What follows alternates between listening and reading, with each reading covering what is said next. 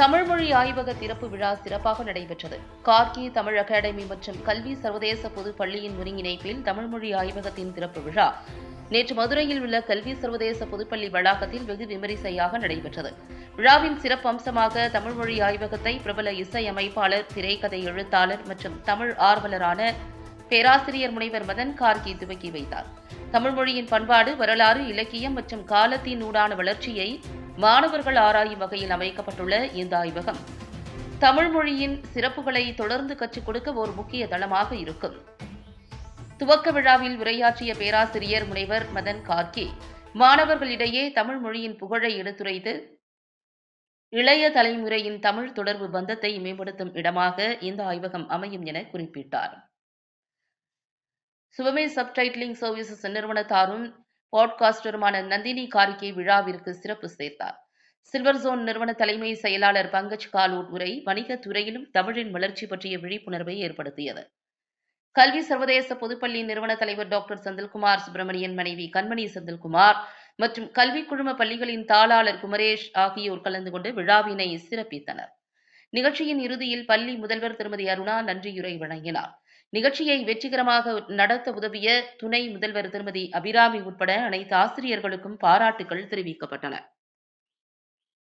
ஆரம்பிக்கணும். சில ஆண்டுகளுக்கு முன்னாடி நம்மளோட கல்வி பள்ளியோட பாடல் நான் எழுதணும்ட்டு அப்போ தான் முதல் தடவை அவரை சந்தித்தேன்.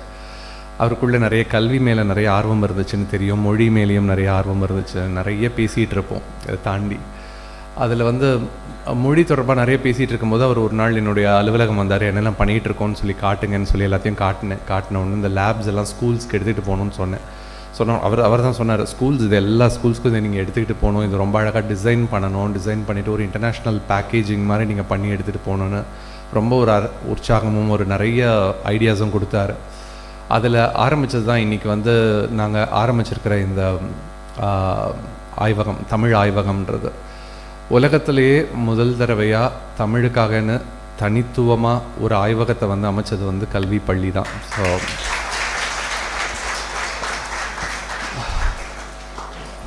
ஒரு மொழிக்காக இவ்வளவு பண்ணணும் ஏன் அப்படின்றது ஒரு ரொம்ப முக்கியமான ஒரு கேள்வி.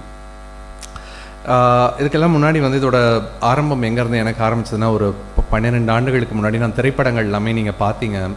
எல்லாம் எந்திரனில் ஆரம்பித்த பயணம் பாகுபலி ஆரம்பித்தப்போ நான் டீச் பண்ணிகிட்டு இருந்தேன். என்னோடய டீச்சிங்கை நான் விட்டுட்டு நான்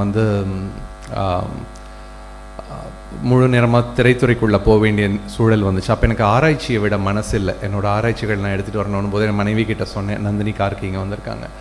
அவங்க கிட்ட நான் சொன்னப்போ இது மாதிரி என்னோடய ஆராய்ச்சிகளை நான் தனியாக எடுத்துகிட்டு வரணும், அதுக்கு ஒரு நான் ப்ராஃபிட் மாதிரி பண்ணிவிட்டு அதில் ஒரு ஆராய்ச்சிகள் ஆரம்பிக்கலாம் அப்படின்னு சொன்னோன்னா அவங்க உடனே ஒத்துக்கிட்டாங்க, கண்டிப்பாக சேர்ந்து பண்ணலான்ட்டு.